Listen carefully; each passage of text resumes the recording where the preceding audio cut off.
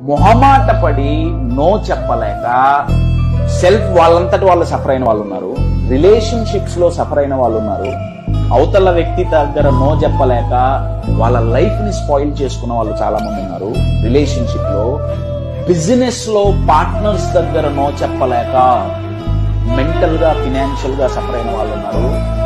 Financial గా no చెప్పలేక, అది అప్పు ఇవ్వటం కానివ్వండి, డబ్బులు ఇచ్చి ఏదైనా సరే ఎంతో పోగొట్టుకున్న వాళ్ళు ఉన్నారు. సో లైఫ్ లో ఏ డైమెన్షన్ తీసుకున్నా సరే ఈ మొహమాటం అనే దాని వల్ల నో చెప్పలేక ఎంతో మంది, ఐ వుడ్ సే అట్లీస్ట్ 70% మంది సఫర్ అవుతున్నారు. ఎందుకు నో చెప్పలేకపోతున్నాం అంటే సింపుల్ రీజన్ ఏంటయ్యా, కాజ్ ఏంటయ్యా అంటే మనకంటే అవతల వాళ్ళు మనకు లైఫ్ లో ఎక్కువ ఇంపార్టెంట్ అయ్యారు.